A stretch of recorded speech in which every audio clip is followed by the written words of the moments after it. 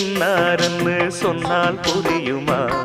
அது கொஞ்சி கொஞ்சி பேசுறது கண்ணில் தெரியுமா?